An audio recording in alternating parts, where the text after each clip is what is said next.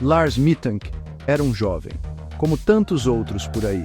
Ele tinha 28 anos. Ele era alemão, de uma cidadezinha chamada Marne. Vivia uma vida normal. Tinha amigos. Tinha família. Trabalhava numa usina de energia. Um emprego firmeza. Nada no passado dele indicava um futuro sombrio. Ele era, segundo todos os relatos, um indivíduo comum. Alguém que você cruzaria na Rua Augusta sem nem notar. Alguém que passava batido. Isso é importante. Guardem bem essa informação.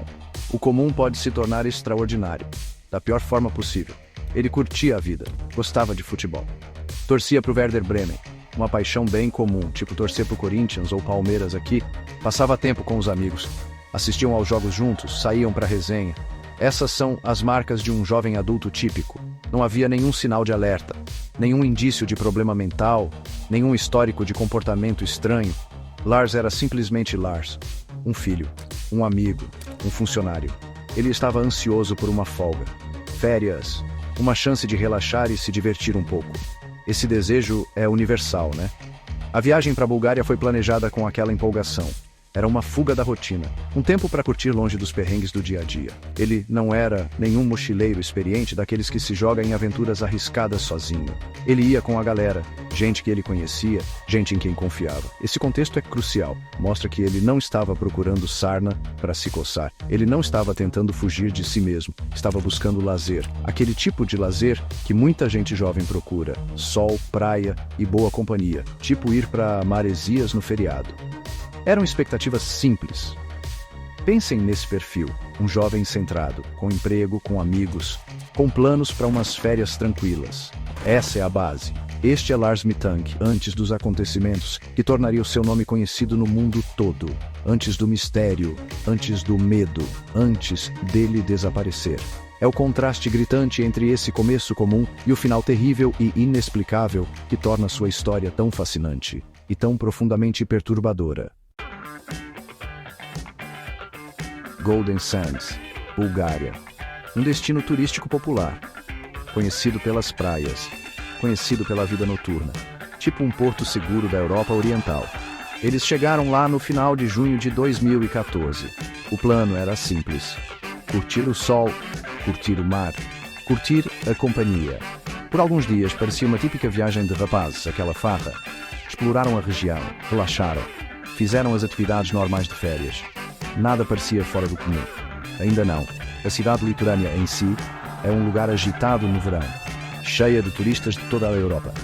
Pensa numa muvuca. Música tocando. Gente rindo. A atmosfera é geralmente despreocupada. Lars e sua turma faziam parte dessa cena. Estavam lá para desopilar, para criar boas lembranças. A parte inicial da viagem provavelmente passou sem grandes incidentes. Apenas um grupo de jovens aproveitando a folga. O tipo de férias que acontece milhares de vezes todo o verão. Comum até demais. Ficaram num resort local. Comeram em restaurantes. Provavelmente foram a alguns bares. Esses são os componentes padrão de uma viagem assim. Não há indicação de que Lars estivesse se comportando de forma estranha durante esses primeiros dias. Ele estava com os amigos, estava num ambiente novo, mas não estava sozinho. A segurança do grupo ainda estava presente. As férias transcorriam como o esperado. Um período de experiências compartilhadas e lazer. No entanto, férias, às vezes, podem dar uma guinada inesperada. Um pequeno desentendimento, um mal-entendido, um encontro com as pessoas erradas. Golden Sands, como qualquer point turístico, tem seus lados menos agradáveis. Nem tudo são flores. Embora seja principalmente um lugar para diversão, o potencial para atrito sempre existe quando diferentes grupos e culturas se misturam, especialmente quando o álcool está envolvido. Este cenário idílico estava prestes a se tornar o pano de fundo para uma sequência de eventos que sairia completamente do controle. O brilho do sol logo seria ofuscado. O incidente ocorreu na noite de 6 de julho de 2014. Lars e seus amigos tinham saído. Tinham ido a um bar ou restaurante. Relatos sugerem que estavam assistindo a uma partida de futebol. A Alemanha estava jogando na Copa do Mundo. Imagina a tensão ao tipo final de campeonato. A rivalidade pode esquentar durante esses jogos, especialmente entre torcidas rivais. Lars, torcedor do Werder Bremen, teria se envolvido numa discussão com torcedores de outro clube alemão, possivelmente do Bayern de Munique. Uma briga boba, daquelas que geralmente não dão em nada. Essa discussão evoluiu para uma briga física. Aconteceu do lado de fora de um restaurante fast food, tipo um McDonald's da vida. Lars teria sido atingido por um ou mais indivíduos. Foi golpeado na cabeça. Especificamente, seu ouvido foi ferido. Seus amigos estavam presentes durante a discussão inicial. No entanto, relatos sugerem que Lars se separou deles logo após o início da briga ou em seguida. Ele se viu sozinho após o confronto. Essa separação foi um ponto crítico. O ferimento não foi percebido imediatamente como algo que colocasse a vida em risco, mas era sério. Um golpe no ouvido pode causar danos graves. Lars reclamou de dor. Provavelmente se sentiu desorientado, meio grogue. A alegria das férias foi abruptamente estilhaçada, substituída pela dor, substituída pela preocupação. Uma noitada virou um problema médico. Esse é um medo comum para viajantes em terras estrangeiras. Um machucado. E as complicações que podem surgir disso. Seus amigos ficaram preocupados, mas a real dimensão da lesão e suas consequências ainda não estavam claras. A briga em si foi rápida, mas suas repercussões seriam duradouras e, no fim das contas, devastadoras. Este único evento desencadeou uma reação em cadeia. Uma reação que levaria Lars por um caminho de medo crescente e ao epicentro de um mistério que perdura. No dia seguinte, 7 de julho, Lars procurou atendimento médico. Foi a um hospital ou clínica local. O diagnóstico foi sério. Ele teve o tímpano rompido, uma lesão dolorosa e que debilita bastante. O médico também observou um possível dano no maxilar. Com um tímpano rompido, não é recomendado voar. As mudanças na pressão do ar podem causar dor extrema, podem causar mais danos, podem até levar à perda auditiva permanente. Isso era uma complicação séria. O médico receitou um antibiótico, Cefuroxima 500, e aconselhou Lars a não voar. Essa orientação médica teve consequências imediatas. Seus amigos tinham voo marcado para casa em 8 de julho. As férias deles tinham acabado. Precisavam voltar. Lars não pôde ir com eles. Ele agora se via obrigado a ficar para trás. Sozinho. Num país estrangeiro. Machucado. Essa foi uma mudança radical na sua situação. De estar com a galera para ficar completamente por conta própria. Seus amigos partiram como planejado. Lars teve que encontrar uma acomodação alternativa. Ele precisava de um lugar barato para ficar até ser liberado para voar. Estava compreensivelmente ansioso naquela pilha. A dor no ouvido devia ser considerável. A incerteza da sua situação aumentava o estresse. Ele não era mais um turista despreocupado, era um homem ferido, ilhado, e seu comportamento estava prestes a tomar um rumo notavelmente estranho. As sementes do medo foram plantadas. A decisão de ficar não foi escolha dele. Foi imposta por necessidade médica. Mas isso o isolou. O deixou vulnerável. Ou, pelo menos, o fez se sentir vulnerável. Ele estava num ambiente desconhecido. Não falava a língua local fluentemente. Devia se virar no embromation. Dependia do conselho de estranhos.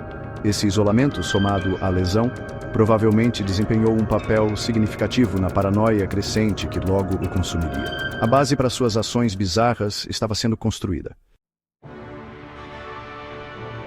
Seção 5, Hotel Color. A paranoia se instala. Depois que seus amigos partiram, Lars se hospedou no Hotel Color. Era um hotel simples, barato, perto do aeroporto de Varna. Nada de resort de luxo. Uma escolha prática para quem precisava de um lugar temporário para ficar. Foi lá que seu comportamento, segundo relatos, se tornou cada vez mais estranho. Ele parecia agitado, parecia assustado. Funcionários e outros hóspedes notaram seu desconforto. Ele não era mais o mesmo jovem que tinha chegado para férias divertidas. Algo estava mudando dentro dele, rapidamente. Ele passava a maior parte do tempo no quarto. Foi descrito como inquieto. Andava de um lado para o outro, olhava pelas janelas, como se estivesse esperando alguém ou alguma coisa. Ele ligou para sua mãe, Sandra Mitank, lá na Alemanha. Essas ligações eram carregadas de angústia. Disse a ela que não se sentia seguro. Mencionou que o hotel era estranho, esquisito. Estava preocupado com sua segurança. Sentia-se ameaçado. Isso era um desvio significativo de seu comportamento habitual. Sua mãe ficou cada vez mais preocupada. Durante uma ligação, ele disse à mãe que 4 homens o estavam seguindo. Acreditava que esses homens eram os mesmos envolvidos na briga anterior, ou ligados a eles. Achava que queriam roubá-lo, ou pior. Pediu à mãe para cancelar seus cartões de crédito. Estava claramente apavorado. Às vezes, sussurrava ao telefone, como se tivesse medo de ser ouvido. Ele se barricou no quarto do hotel. A paranoia estava se intensificando, estava se tornando avassaladora. Na madrugada de 8 de julho, pouco antes de ir para o aeroporto, Lars, de repente, fugiu do Hotel Collor. Deixou para trás sua bagagem, sua carteira, seu celular, todos os seus pertences. Ele simplesmente saiu correndo. Foi um ato desesperado. Por que alguém abandonaria tudo? Sugere uma sensação avassaladora de perigo imediato. Fosse esse perigo real ou imaginário, para Lars, era terrivelmente presente. Ele estava agora em fuga. Fuga do que ninguém sabe ao certo. Seção 6. Sussurros de medo, as ligações para a mãe. As ligações que Lars Mittank fez para sua mãe, Sandra, são uma parte crucial deste mistério. Elas oferecem um vislumbre arrepiante do seu estado mental. Não eram conversas normais, eram fragmentadas e cheias de medo. Sandra Mittank já falou sobre essas ligações. Ela descreveu o filho como soando desesperado. Às vezes, ele falava coisas sem nexo, claramente em pânico. Ele estava pedindo ajuda, buscando algum conforto. Ele disse a ela que eles não o deixariam sair. Perguntou: "O que é Cefuroxima 500?" Parecia desconfiado do remédio que lhe fora receitado. Achava que talvez estivesse o afetando ou que fizesse parte de alguma conspiração. Disse à mãe para bloquear seus cartões bancários. Acreditava que alguém estava tentando pegar seu dinheiro. Falou que estava sendo seguido. Mencionou os 4 homens novamente. Estava convencido de que estavam atrás dele. Seu medo era palpável, mesmo através da linha telefônica. Numa ligação particularmente perturbadora, feita do hotel, ele sussurrou. Disse que estava escondido. Contou à mãe que estava num hotel e tinha se escondido debaixo da cama ou num armário. Estava apavorado que os homens que ele acreditava o estarem perseguindo o encontrassem. Sandra tentou acalmá-lo. Tentou argumentar com ele, mas seu medo era forte demais. Ele estava convencido de que sua vida corria perigo. Essas ligações pintavam o retrato de um jovem caindo num vórtice de terror. Imaginem receber ligações assim do seu filho, a quilômetros de distância, num país estrangeiro, soando apavorado. Deve ter sido uma experiência agonizante. Para Sandra Mittank, ela o aconselhou a ir ao aeroporto, procurar um médico lá, tentar pegar um voo para casa o mais rápido possível. Reservou uma passagem de ônibus para ele como um plano B. Fez tudo o que uma mãe poderia fazer à distância. Mas Lars estava escapando, mergulhando num mundo de medo que ela não conseguia alcançar. Seção 7. O médico do aeroporto. Uma consulta em meio à agitação. Na manhã de 8 de julho de 2014, Lars, de alguma forma, conseguiu chegar ao aeroporto de Varna. Ele tinha fugido do hotel sem seus pertences. Não está claro como chegou lá. Talvez de táxi, talvez tenha ido a pé. Chegou ao aeroporto ainda visivelmente agitado. Seu objetivo era consultar o médico do aeroporto. Precisava de liberação para voar, ou pelo menos uma avaliação de sua condição. Esperava que este fosse o último passo antes de voltar para casa, antes de escapar das ameaças que sentia. Ele se encontrou com o Dr. Kostakostov, o médico do aeroporto. Lars explicou sobre a lesão no ouvido. Parecia ansioso. Ainda estava claramente indisposto. O Dr. Kostov o examinou. O médico relatou mais tarde que Lars parecia nervoso. Olhava ao redor constantemente. Parecia assustado, sempre alerta. Disse ao médico que queria ir para casa. Estava ansioso para deixar a Bulgária. O médico confirmou que ele não estava apto para voar naquele dia devido ao tímpano rompido. Provavelmente não era a notícia que Lars queria ouvir. O Dr. Kostov, aparentemente, tentou tranquilizar Lars. Disse que ele ficaria bem, que só precisava de mais tempo para o ouvido cicatrizar. O médico descreveu Lars como um jovem inteligente e educado, mas também como alguém que estava sob estresse considerável. O medicamento Cefuroxima 500 foi discutido. Lars parecia ter receio sobre ele. A consulta prosseguia. Parecia um check-up médico de rotina para um viajante com uma lesão. Mas então, as coisas mudaram, drasticamente. Enquanto Lars estava no consultório médico, outro homem entrou. Os relatos variam sobre quem era esse homem. Alguns dizem que era um operário da construção civil, outros, um funcionário do aeroporto, ou até mesmo um policial à paisana que estava lá por outro motivo. A chegada desse homem parece ter sido o gatilho, o catalisador final para o colapso completo de Lars. O que aconteceu em seguida foi capturado pelas câmeras de segurança do aeroporto e permanece uma imagem icônica e horripilante deste caso. Seção 8. O sumiço. Filmado pelas câmeras. Perdido para o mundo. A filmagem do circuito interno de TV do aeroporto de Varna é assustadora. Mostra Lars Mittank sentado na sala de consulta do médico do aeroporto. Ele parece inquieto. Então o homem não identificado entra. A reação de Lars é imediata e extrema. Ele pula da cadeira, parece apavorado, teria exclamado: "Eu não quero morrer aqui! Tenho que sair daqui!" Suas palavras estavam carregadas de pânico puro. Ele não estava apenas com medo. Estava completamente petrificado. Ele disparou para fora do consultório médico. Correu pelo terminal do aeroporto. A filmagem o mostra correndo desesperadamente, como um homem fugindo pela própria vida. Movia-se com uma velocidade e um desespero incríveis. Passou correndo pelos balcões de check-in, por viajantes perplexos, por funcionários do aeroporto. Ele não parou. Não olhou para trás. Era um borrão em movimento, impulsionado por um terror invisível. Deixou para trás qualquer esperança de uma solução calma. Estava agora em modo de fuga total. Sua rota de fuga foi surpreendente. Saiu correndo do prédio principal do terminal. Dirigiu-se ao perímetro do aeroporto. Alcançou uma cerca alta, uma cerca com arame farpado no topo, com cerca de 2,5 metros de altura. Sem hesitar, ele a escalou. Passou por cima do arame farpado, pulou para o outro lado. Essa cerca separava o terreno do aeroporto de um grande campo de girassóis altos. E, além disso, uma floresta densa. Assim que passou a cerca, desapareceu no campo de girassóis. Essa foi a última vez que Lars Mittank foi visto com certeza. Ele correu para aquele campo e sumiu. Buscas extensas foram realizadas pela polícia, por voluntários, com cães, com drones. A área foi vasculhada minuciosamente, mas nenhum vestígio de Lars jamais foi encontrado. Nenhum corpo, nenhuma roupa, nenhuma pista. Foi como se a terra o tivesse engolido por inteiro. Ele simplesmente correu para fora do alcance da câmera. E desapareceu da existência. Seção 9. Ecos de um quebra-cabeça não resolvido.